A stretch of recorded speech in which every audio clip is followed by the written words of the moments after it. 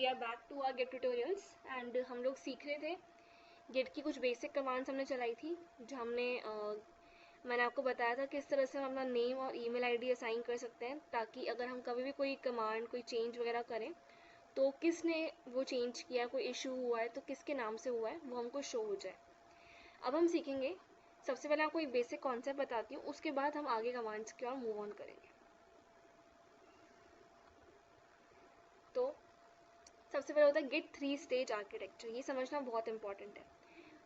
एक चीज़ बोलना चाहूँगी मैं कि अगर आप मेरे साथ साथ अपने साथ एक रजिस्टर लेके बैठेंगे, उसमें नोट्स बनाएंगे कमांड्स का, तो आपके लिए इन फ्यूचर बेटर रहेगा चीज़ों को समझने में, सीखने में, और प्रैक्टिस करने से तो वो चीज़ें इंप्रूव होंगी डेफिनेटली। बट मैं बोलूँगी कि आप नोट्स आपको बनाने चाहिए, मैं वो रिकमेंड करूँगी आपको। तो चलिए बढ़ते हैं गिट 3 स्टेज आर्किटेक्चर की तरफ। Local operations. सपोज कीजिए मैं एक फोल्डर पे काम कर रही हूँ, प्रोजेक्ट पे काम कर रही हूँ, तो मेरा जो प्रोजेक्ट है जिसमें मैं वर्क कर रही हूँ वो मेरी होगी वर्किंग डायरेक्टरी। सबसे पहले गिट की 3 स्टेज आर्किटेक्चर को समझते हैं। सबसे पहला स्टेज होता है वर्किंग डायरेक्टरी।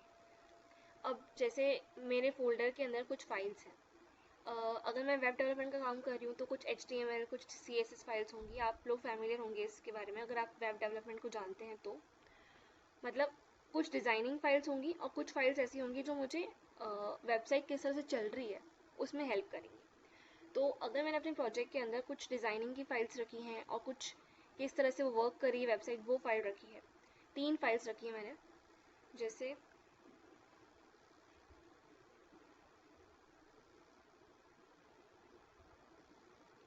मेरी एक फाइल का नाम है index.html, एक फाइल का नाम है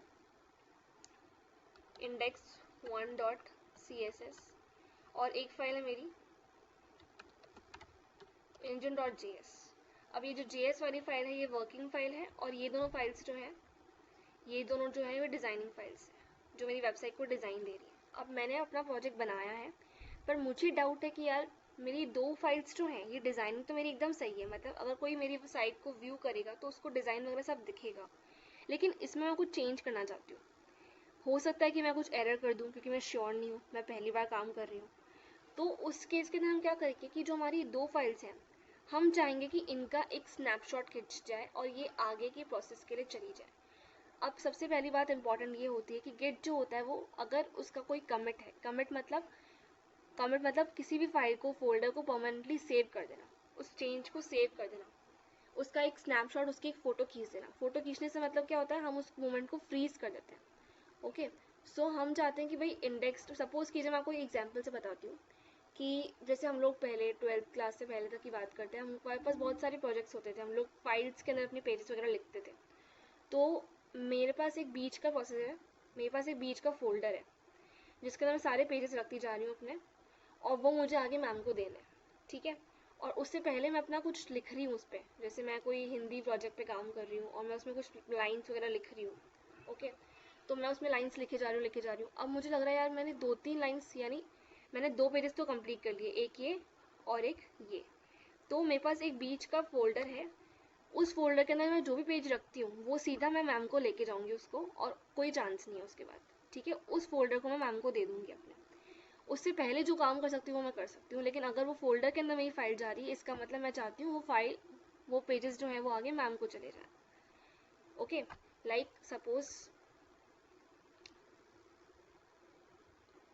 ये एक टेबल है जिसमें मैं अपने फाइल्स में पेजेस वगैरह लिख रही हूँ, काम कर रही हूँ, और ये एक फोल्डर है जिसमें जो मैंने काम कर लिया है, जो मुझे लगता है कि अब सही है मेरा काम, मैम को भेज दूंगी। इस फोल्डर के अंदर वो पेजेस पड़े हैं, ठीक है, जो मैं चाहती हूँ आगे मैम के पास जाए। और यहाँ पर फाइनली एक फोल्डर है ब्लू कलर का और ये एक फोल्डर है पिंक कलर का। इस पिंक कलर के फोल्डर में मैं वो पेजेस रख रही हूँ जो मुझे लगता है मैम के पास जाएंगे, मेरा काम हो चुका है। और ब्लू कलर के फोल्डर में अगर आ गया पेज तो बस फाइनल, इसके बाद कुछ नहीं हो सकता, इसके बाद तो सीधा मैम के पास जाना ही जाना है। तो ये मेरी है वर्किंग डायरेक्टरी। और ये बीच का जो प्रोसेस है, ये जो बीच का फोल्डर है, ये है स्टेजिंग एरिया। स्टेजिंग एरिया मतलब कि फाइनल वो प्रोजेक्ट जो है मेरा गिट रिपोजिटरी बनेगा, मतलब कमिट के अंदर जाएगा। कमिट मतलब स्नैपशॉट, उसकी फ़ोटो खिंच जाएगी। मैं जो ये ब्लू कलर का फोल्डर है इसके अंदर के पेजेस को फाइनली फ़ोटो खींच के मैम को दे दूँगी, मतलब फाइनल कमिट कर दूंगी। कमिट मतलब परमानेंटली इसको सेव कर देना चेंज को। आई होप आपको क्लियर हो रही होंगी चीज़ें, और फिर भी कुछ क्लियर नहीं होता तो आप कमेंट बॉक्स में कमेंट कर सकते हैं, मैं आपको वापस से समझा दूंगी। So this is how things work. मतलब पहला हमारा वर्किंग डायरेक्टरी, यानी ये जो पहला जहाँ पे मैं टेबल पे काम कर रही हूँ वो पेजेस है। दूसरा स्टेजिंग एरिया। स्टेजिंग एरिया मतलब कि ये वो फोल्डर है पिंक कलर का जिसके अंदर फाइनली मैम के पास चीज़ें जाएंगी, मैम के पास जो पेजेस हैं वो जाएंगे। और गिट क्या करेगा, उनको ऐड कर लेगा अपने पास कि ठीक है भाई आगे तुम कमिट कर सकते हो। कमिट यानी परमानेंटली उस चेंज को सेव कर देना, उसका एक स्नैपशॉट, उसकी फ़ोटो खींच लेना कि वो फ्रीज हो गया मोमेंट। ओके, और ये हमारे पास फाइनल ब्लू कलर का फोल्डर जिसमें जो मैम के पास जाएगा फाइनल, इसको बोलूँगी मैं कमिट, यानी इसकी मैं फ़ोटो खींच लूँ तो ये स्नैपशॉट हो जाएगा। मतलब गिट फोल्डर जो है, गिट क्या करता है, सारे कमिट्स जो होते हैं उनमें सारे कमिट मैसेजेस का एक स्नैपशॉट लेता है, एक फ़ोटो खींच लेता है। तो अब हम इसको कमांड में जब देखेंगे, हम प्रोजेक्ट पे काम करेंगे तो आपको और चीज़ें क्लियर होंगी, बट इसको जानना बहुत इंपॉर्टेंट है। वर्किंग डायरेक्टरी यानी जिसमें हम अपना काम कर रहे हैं वो। स्टेजिंग एरिया बीच का इंटरमीडिएट एरिया जहाँ पे हम चाहते हैं हमारी फाइल्स जाएँ। जैसे मैंने आपको इसका एग्जाम्पल दिया। ओके, तो इसमें मैं चाह रही थी कि भाई ये दोनों फाइल्स जो हैं ये तो मेरी एकदम सही है, मुझे इसमें वर्क करना है अभी भी, इस engine.js में मेरे को वर्क करना है अभी भी, कुछ एरर हो सकती है, तो मैं इन दोनों फाइल्स को स्टेज कर दूंगी यानी आगे कमिट के लिए जा सकती हैं। और ये जो engine.js है इसके अंदर अपना काम करती रहूँगी, और जब ये हो जाएगा तो इसको भी स्टेज कर दूंगी। हम लोग डायरेक्ट कमिट भी कर सकते हैं, उसकी भी कमांड होती है, लेकिन बेस्ट प्रैक्टिस यही है कि पहले हम स्टेजिंग एरिया में उसको लेकर जाएं। तो आई होप आपको ये चीज़ समझ आ चुकी होगी। स्टेज, सबसे पहले स्टेज होंगी फाइल्स, स्टेज होने के बाद हम उसके बाद कमिट कर देंगे। कमिट करने का वो बन जाएगी गिट रिपोजिटरी, गिट उनको अपने कमांड के अंदर ले लेगा। ओके, और इसके बाद हम लोग चाहते हैं अगर कि वापस हमको चेंजेस करते हैं तो उसके लिए अलग प्रोसेस होता है, लेकिन ये पहले गिट 3 स्टेज आर्किटेक्चर जानना बहुत इंपॉर्टेंट है। फर्स्टली वर्किंग डायरेक्टरी जहाँ पे हम अपना काम कर रहे हैं, second staging area, and then third git directory, git repository. Okay, so हम सीखते हैं कि भाई किस तरह से क्या हो रहा है, वर्क कैसे कर रही है चीज़ें। जैसे ये मेरे पास गिट फोल्डर है। ओके, अब इस गिट फोल्डर के अंदर मैंने आपको बताया था डॉट गिट फोल्डर है, इसका मतलब ये जो हिडन फोल्डर है डॉट गिट फोल्डर, ये सारी हिस्ट्री रखता है अपने पूरे गिट रिपोजिटरी की। और बेसिकली सारे कमिट्स जो होते हैं उसका एक स्नैपशॉट होता है इसके पास, उसकी हेल्प से ये सब चीज़ें रखता है। मैं चाहूँ कि मेरी 5 दिन पहले की फाइल्स मुझे वापस मिल जाए तो मुझे मिल सकती है। मैं चाहूँ कि जो मैं अभी जिस पे काम कर रही हूँ तो वो भी मुझे मिल सकती है। हमको मतलब ईजिली सारा काम हो जाएगा इसकी हेल्प से। तो चलिए देखते हैं। जैसे मैंने ये न्यू बनाई फाइल, मैंने बताया था आपको, और एक ये न्यू वन टेक्स्ट फाइल बना रखी है। अब मैंने सिर्फ और सिर्फ सबसे पहला काम किया, इसको एक गिट रिपोजिटरी बनाया था। अब वापस हम जाते हैं अपने गिट बैश खोल लेते हैं राइट क्लिक करके, गिट बैश शेयर। अब गिट बैश शेयर मैंने कर दिया। अब क्या करूँगी मैं चाहती हूँ कि अब जो ये फाइल्स हैं, मैं सबसे पहले क्या करती हूँ, स्टेटस देखती हूँ कि भाई गिट स्टेटस क्या है। देखिए इसने बताया कि ये अनट्रैक्ड फाइल्स हैं। अनट्रैक्ड फाइल्स यानी गिट इनको देख ही नहीं रहा। आपने इसको गिट रिपोजिटरी बना दिया, लेकिन अब का काम क्या है कि अब आप इन दोनों फाइल्स को गिट के नज़र में लेके आ जाएं कि भाई गिट आगे इनका करना क्या है, आप कुछ मॉडिफिकेशन करो तो देख सके गिट।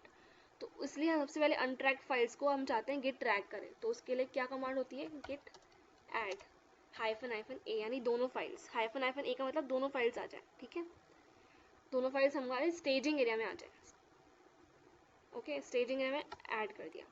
अभी रेड कलर से आ रहा था क्योंकि हमारी फाइल्स जो थी गिट ट्रैक नहीं कर रहा था। अभी हमने उसको ऐड कर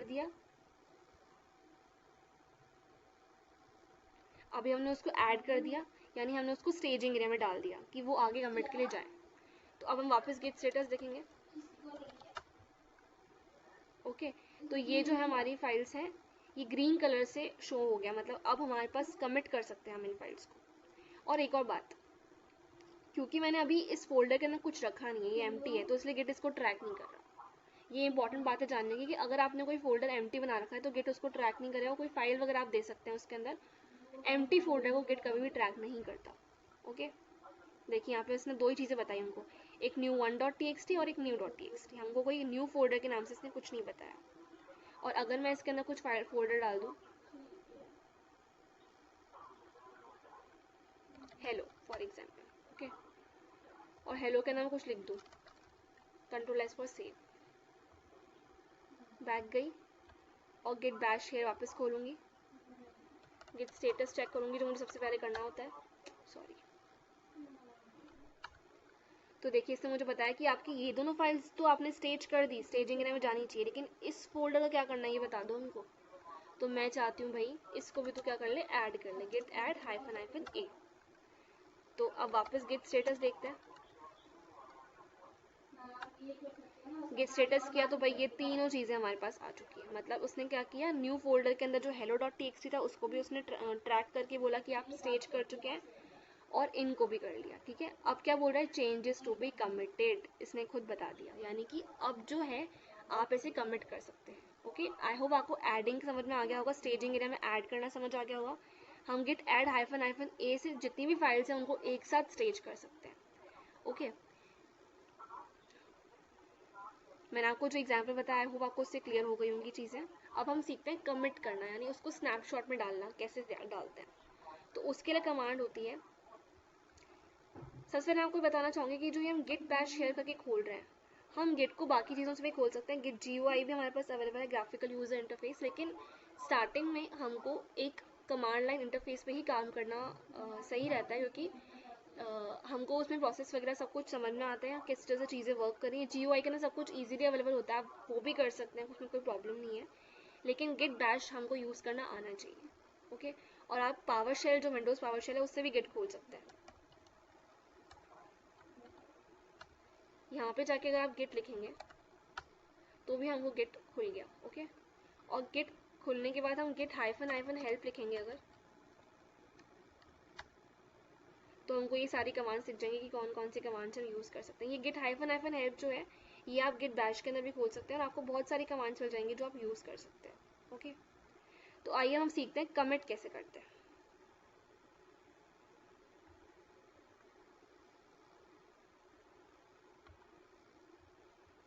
ये तीनों फाइल्स को हमने स्टेज कर दिया। गिट कमिट के लिए सिंपल कमांड होती है, गिट कमिट हाइफन एम, और किस मैसेज से मैं चाहती हूँ कि मैं कमिट हो जाए, मतलब मैं चाहती हूँ मैंने फर्स्ट चेंज कर दिया, तो फर्स्ट चेंज एडिड। ये देखिए इसमें बता दिया कि 3 फाइल्स चेंज हुई है, 3 इंसर्शंस किए हैं आपने, और ये आपके पास अब ये जो कमिट हुआ है, आप कभी भी कमिट करने के बाद उस चीज़ को वापस देख सकते हैं, कुछ भी कर सकते हैं आप।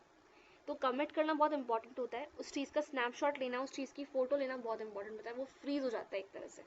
तो उसके बाद अगर मैं चाहूँ कि भाई मैं इन दोनों फाइल्स को चेंज करूँ और इस ऊपर वाली को चेंज नहीं करूँ, तो फिर उसके बाद मुझे वापस मैं चाहूँ तो इस वाली चीज़ पे जा सकती हूँ। सपोज़ कि मैंने बोला कि ये जो मैं चीज़ कर रही हूँ, ये जो मैंने कमेंट किया, ये वर्जन 1 के नाम से, वर्जन 2 के अंदर मैं इन दोनों फाइल्स को चेंज कर रही हूँ, न्यू और न्यू 1 को, न्यू फोल्डर के अंदर वाली फाइल को कुछ नहीं कर रही, तो मैं वापस वर्जन 1 पे जा सकती हूँ, तो मैनेज करना ईजी रहता है। तो अब जैसे मैं देखना चाहूँगी भाई, मैंने आपको स्टार्टिंग में बताया था कि हमने नेम रखे थे, अपने ईमेल आईडी रखे थे, अब वो यहाँ पर यूज़ होगा। ओके, तो अगर मैं चाहती हूँ कि अब मैं देखना चाहूँ कि किसने कमेंट्स किए हैं, क्या मेरे पास लॉग्स हैं, तो उसके लिए कमांड क्या होती है, गेट लॉग में देखो इसने बता दिया कि ऑथर कौन थी, माही, और मेल आईडी mahi@gmail.com, और आपने किस मैसेज से आपने कमेंट किया था, मैं अपना change, first change edit, date बता दी, सब कुछ बता दिया। ओके, तो गिट लॉग से हम जान सकते हैं कि किसने हमारा जो फोल्डर है उसको एक्सेस करके चेंजेस वगैरह करे हैं, अपने कमेंट्स वगैरह करे हैं। तो this is how the things work. अब हम नेक्स्ट कमांड्स के बारे में हम नेक्स्ट ट्यूटोरियल के अंदर सीखेंगे। आई होप आपको समझ में आ रहा होगा। अगर कोई प्रॉब्लम आती है, कोई भी आपको गलत लगता है या फिर सही नहीं लगता, आप उसके बारे में कमेंट कर सकते हैं। Thank you so much.